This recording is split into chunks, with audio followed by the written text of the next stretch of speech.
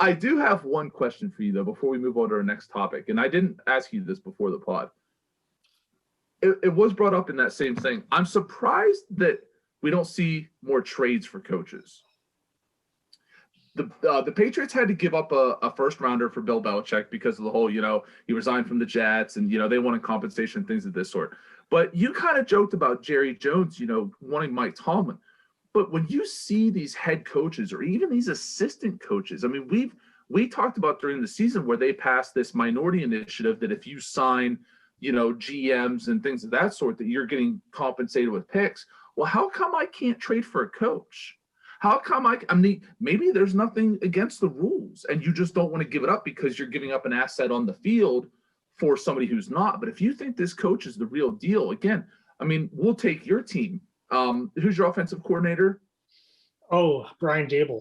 Brian Daboll. If let's say, before the Lions hired the man-eater himself, Dan Campbell, if the Lions, whatever, if they went into this season and Matt Patricia was still the head coach and they fire Patricia midway through the season, how come they couldn't offer up a third-round pick for Brian Daboll? Is that something that's just totally out of the realm of wait, what the hell are you talking about? Or could you see something like this going on in the future? It's a good question. I think you're right on the point that it's hard to gauge because of you're giving up something off the field you're giving up something on the field to get something off the field. Mm-hmm. So you could always say that pick could be somebody special. Are we sure about this coach? Is it just he has such a good system in Pittsburgh around him, or Brian Daboll? Is it because McDermott's his head coach? He's that good. Are we sure we want to give up a third rounder for Brian Daboll? Mm-hmm. I could see smart teams doing it. Mm-hmm. Jerry might do it just because he's Jerry. He'll throw cash at the situation to make the pick tenable or anything like that. He's I'll pick up their buyout or different things like that. Whatever the situation. But I could see I could really see. It would be interesting if say we didn't have McDermott, we lost McDermott, we still mm-hmm. had Daboll, and Daboll wasn't ready to be the head coach. We call up Pittsburgh and go, hey, we'll give you Daboll for Tomlin and something else. Almost almost treat you almost take on offensive coordinators, or you start trading. That would be the next evolution in the game, is start trading coaching staffs. I think this is an interesting rabbit hole to go down. I'm not sure we're ready for it tonight. No, not right now. But I do think it's an interesting idea. I thought of it earlier, and I just thought, again, because there was years of rumors of Sean Payton in New Orleans. Oh, he's going to go to, he's going to go to Dallas. Jerry loves Sean Payton. What are they going to give up for him and stuff like that? There was talks of a first-round pick, or multiple picks for Sean Payton and stuff. So, again, I think this is an interesting idea. Even position coaches, okay, let's use this situation.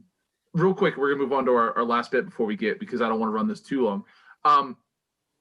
Let's say we know Eric Bieniemy is going to hit the coaching market again this season, right? Who's a team that's going to possibly fire their coach this season? You've talked Kingsbury in Arizona. Let's say he's just not the guy. Let's say they fire Kingsbury and they don't want to wait for the offseason because they don't want to compete with other teams. What if they say, we'll give you a second-round pick for Eric Bieniemy right now? Ooh, that would be tough for the team giving up the coach, though, because you're giving up a coach that you didn't want to give up mid-season, and they could be Super Bowl contenders. Listen, I 100% agree with you, and Kansas City has every right to say no to that. But if you think Reed is the guy and Bieniemy, his position can be filled by other coaches, again, is a second too high? Maybe. But if you don't want to go out and compete in the market or think that this guy might not even talk to you, it's a can of worms that I've opened up here. I'm not sure what the answer is. Well, it's funny because the opposite side would be why coaches, you can't just trade a coach. And then all the pro players would be well, you trade players. Coaches are should be treated the exact same way because they get agency over themselves to go wherever they want, quit whenever they want. They can be fired just like they can be released. Yeah. And there's no cap limit on coaches. Yeah. Assistants, things of that sort. So, I mean, again, is the NFL really in the business? If one of these teams do this, are they in the business of telling these coaches that, hey, you can't do that? And they say, well, why can't I? Because I could quit my tomorrow and this other team can sign me. Like same as you said, they get fired. Like when they let go of a staff, it happens all the time. Josh McDaniels got fired as the head coach of the Broncos, and then he was helping as an offensive assistant for the Rams that same season. Like this happens all the time. So again, is this the new frontier of NFL transactions? I don't know. Maybe I'm a genius. I don't know, Sean. On that note, we're going to move on